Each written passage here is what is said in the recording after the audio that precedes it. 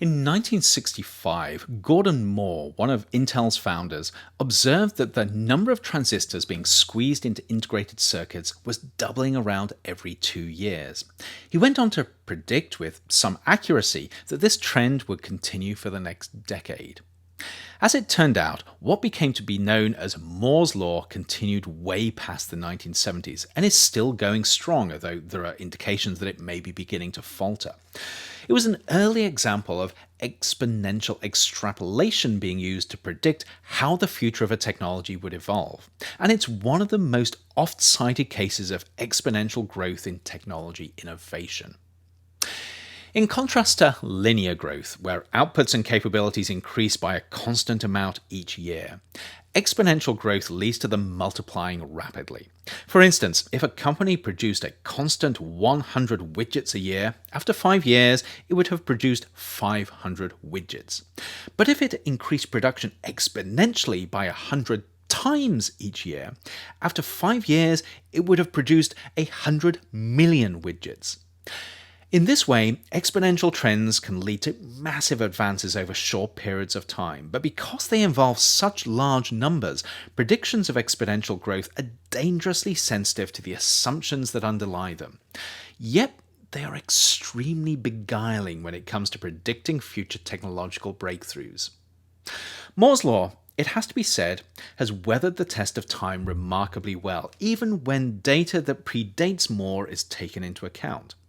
In the supporting material for his book The Singularity is Near, Ray Kurzweil plotted out the calculations per second per $100,000 of computing hardware, a convenient proxy for computer power, extrapolating back to some of the earliest non-digital computing engines of the early 1900s.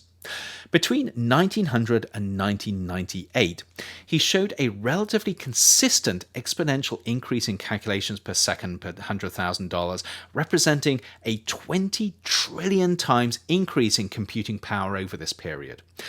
Based on these data, Kurzweil projected that it will only be a short time before we're able to fully simulate the human brain using computers and create superintelligent computers that will far surpass humans in their capacity. Yet these predictions are misleading because they fall into the trap of assuming that past exponential growth predicts similar growth rates in the future. One of the major issues with extrapolating exponential growth into the future is that it massively amplifies uncertainties in the data. Because each small step in the future extrapolation involves incredibly large numbers, it's easy to be off by a factor of thousands or millions in predictions. These may just look like small variations on plots like those produced by Kurzweil and others, but in real life they can mean the difference between something happening in our lifetime or 1,000 years from now. There is another equally important risk in extrapolating exponential trends, and it's the harsh reality that exponential relationships never go on forever. As compelling as they look on a computer screen or the page of a book, such trends always come to an end at some point, as some combination of factors interrupt them. If these factors lie somewhere in the future, it is incredibly hard to work out where they will occur and what their effects will be.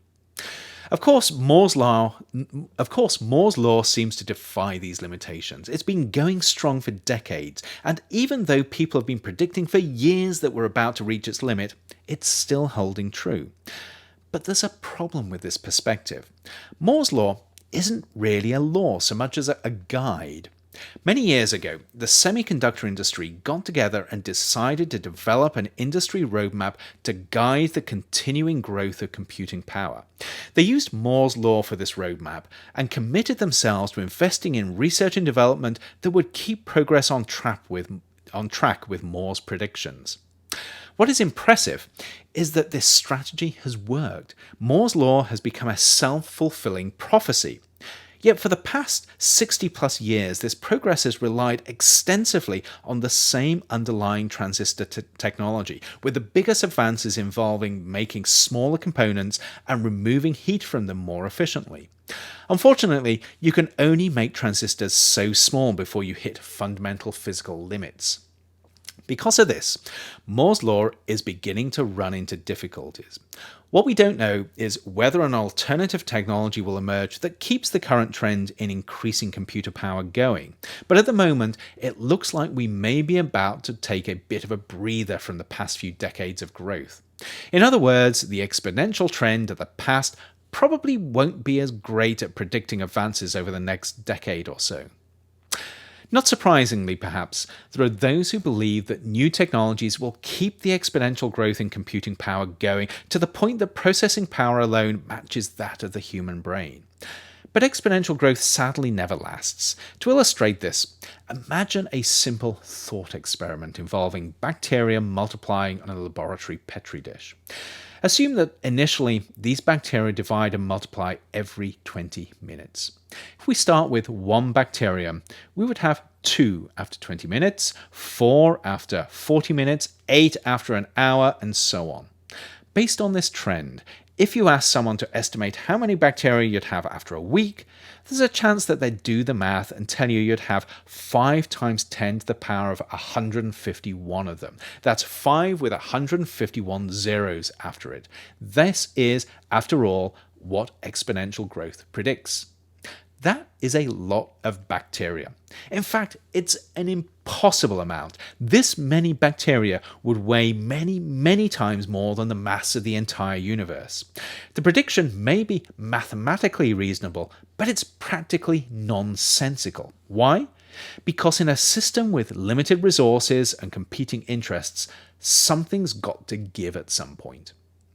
In the case of the bacteria, the growth is limited by the size of the dish they're contained in, the amount of nutrients available, how a growing population changes the conditions for growth, and many other factors. The bacteria cannot outgrow their resources, and as they reach their limits, the growth rate slows or in extreme cases may even crash. We find the same pattern of rapid growth followed by a tail off or a crash in pretty much any system that at some point seems to show exponential growth. The exponential bit is inevitably present for a limited period of time only. And while exponential growth may go on longer than expected, once you leave the realm of hard data, you really are living on the edge of reality. The upshot of this is that while Kurzweil's singularity may one day become a reality, there's a high chance that unforeseen events are going to interfere with his exponential predictions, either scuppering the chances of something transformative happening or pushing it back hundreds or even thousands of years. And this is the problem with the technologies that we see emerging in Transcendence.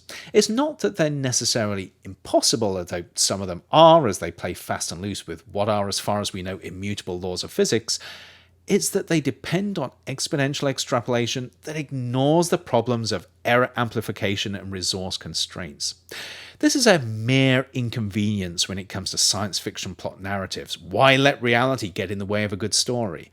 But it becomes more serious when real-world decisions and actions are based on similar speculation.